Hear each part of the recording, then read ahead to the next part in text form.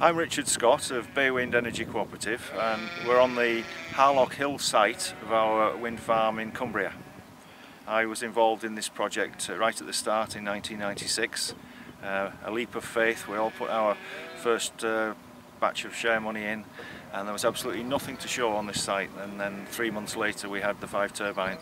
It came about through the landowner, Carl Slater, talking to a local architect, Keith Boxer, who had knowledge of the community and farmer-owned renewable energy in Gotland in the Baltic. The Swedes had a long tradition of farm cooperatives, and they got into wind turbines in the 80s, and they thought they'd bring their experience over here to start up a wind farm and use the cooperative model.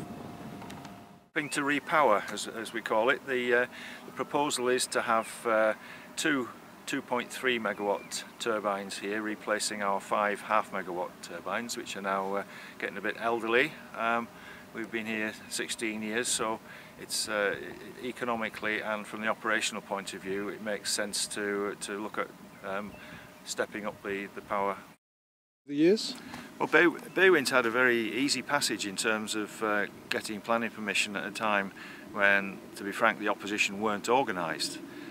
But in later years, and the staff of Energy for All know this, the opposition has become organised in terms of its marshalling the arguments, getting planning officers, local councils to accept their arguments when in fact there's no physical basis for what they're saying. There's a lot of irrationality, but there's no doubt at all that some people are distressed by the thought of wind turbines, especially in sensitive upland areas. Energy for All has been looking at more and more opportunities, but the opposition hardens, and the planning system appears to be a mechanism for objection.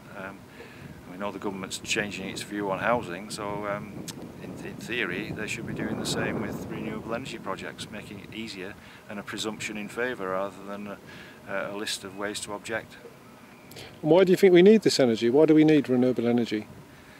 Oh, I happen to believe in the principle of sustainability, that you, wherever possible, you don't consume a resource. And for as long as the wind blows, and it seems to be blowing stronger than ever, we should be using that rather than mining fossil fuels or using nuclear with its attendant risks.